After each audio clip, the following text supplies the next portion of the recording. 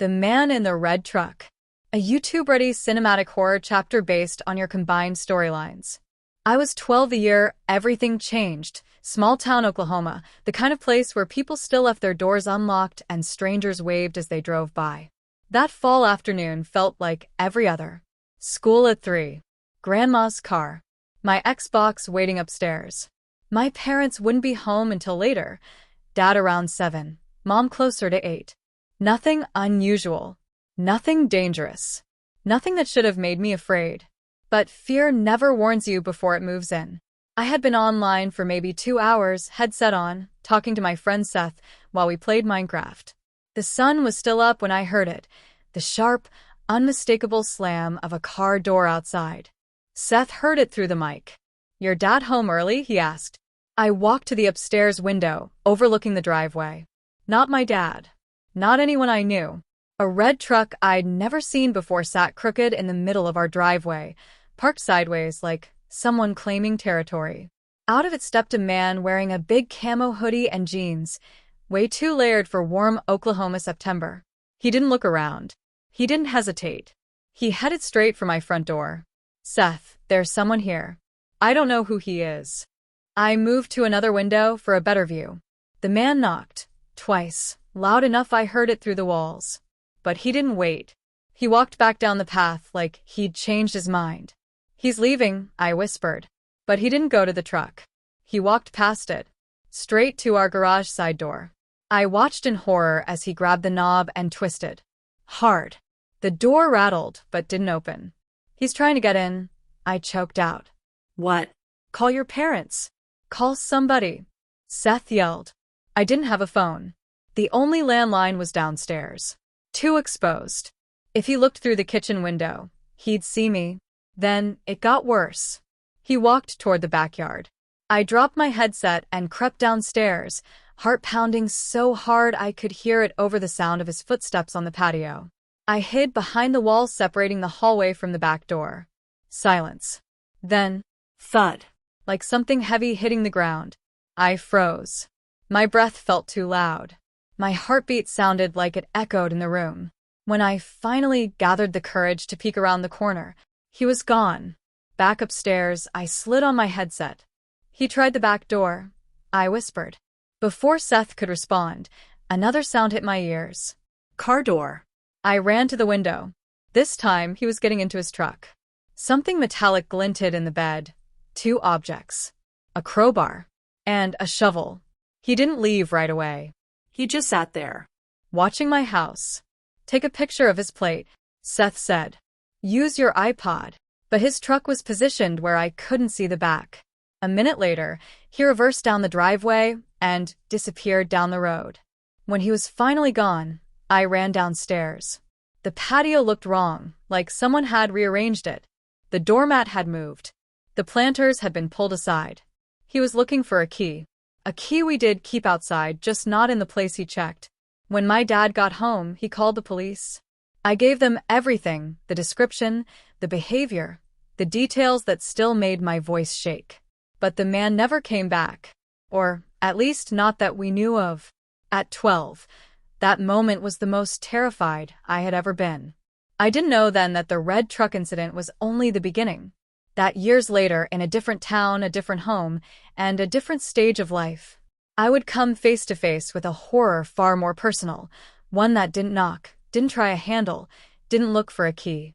One that was already inside. The man at the door. The quiet Oklahoma evening settled like a blanket over the woods behind the house, but inside, the silence felt sharp, an edge, as if something was waiting on the other side of it. I was 11 days into my new routine of coming home alone after school, and the novelty had already worn off. Dad wouldn't be home until 7, Mom until 8.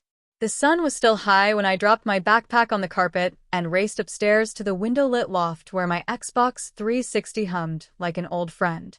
Seth was already online, talking trash about my Minecraft house design, when the sound hit me. A car door shutting. Not the soft thunk of my dad's silver SUV. Not my grandma's metallic slam. This sound was heavier. Slower. I stood up, headset on, controller dangling from the cord. "Hold on," I muttered. I walked to the window, overlooking the driveway. A red truck, parked sideways, like the driver owned the whole yard. And then I saw him. A man in a camouflage hoodie, jeans, and a hat pulled low. Too heavy a hoodie for September. Too slow a walk for someone who belonged here. He was already halfway up the walkway. "Seth," I whispered. "Some guys here." "Your dad?" "No, no one I know drives a red truck." The knock came before I reached the other window. A slow, heavy knock. Then another. When I peeked out, the man was already walking away. Relief hit me until he didn't go back to his truck. Instead, he walked right past it, straight toward the garage side door. My stomach dropped. "Seth, he's trying to get into my house." "What?" "Call someone." I don't have a phone." I watched him jingle the garage door handle. Locked. Thank God. Then he drifted toward the backyard. I ran downstairs on trembling legs, keeping to the wall where he couldn't see inside.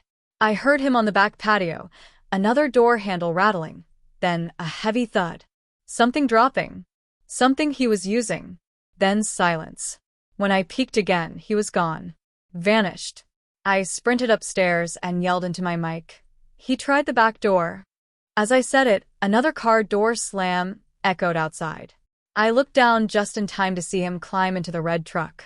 I squinted at the truck bed through the dusty glass. There were only 2 items inside: a crowbar and a shovel. The man sat silently in his truck for nearly 2 minutes, staring straight ahead, waiting for something. Or someone. "Take a picture," Seth hissed. "Use your iPod." But before I could position myself, he backed out fast and disappeared down the road. It took nearly 5 minutes before I could gather the courage to go downstairs. The backyard told the rest of the story. The doormat was flipped. The big flower pots were moved. The smaller pot, where our real hidden key was, remained untouched. He had searched the wrong ones. If he had checked the last pot, if he had found that key. My hands shook as I told my dad everything over the phone. He came home early, the cop an hour after that. They asked questions, walked the perimeter, wrote down what I remembered. But nothing ever came of it. The man never returned. At least, not to our house. But the story didn't end there. Because a year later, hundreds of miles away in another state, someone else would meet a stranger at their door. A strange man with a box, a camera, a pattern, and strangely enough, he drove a red truck. No one ever connected the 2 incidents officially. No one ever proved anything. But sometimes, when I lie awake remembering the heavy footsteps on my patio, I wonder if I was the beginning, or if I was almost another chapter in someone else's nightmare. The thought keeps me awake more than I'd like to admit, because I wasn't supposed to see him. I wasn't supposed to be home alone. And I wasn't supposed to still be alive when he left that day. But I was. And sometimes the monsters that walk into your life don't vanish. They evolve. They change methods. They travel. And they wait for a house, any house, where a child stays home alone after school. The thing in the dark. For a long moment, I couldn't tell if I'd fainted, fallen asleep, or simply lost time. All I knew was that I was no longer in my living room. Instead, I stared up at a ceiling coated in soft white light, the faint rhythmic beeping of hospital equipment echoing somewhere behind me. My arms were heavy, too heavy, and when I tried to lift them, something cold stopped the movement. Metal. Handcuffs. A wave of confusion washed over me.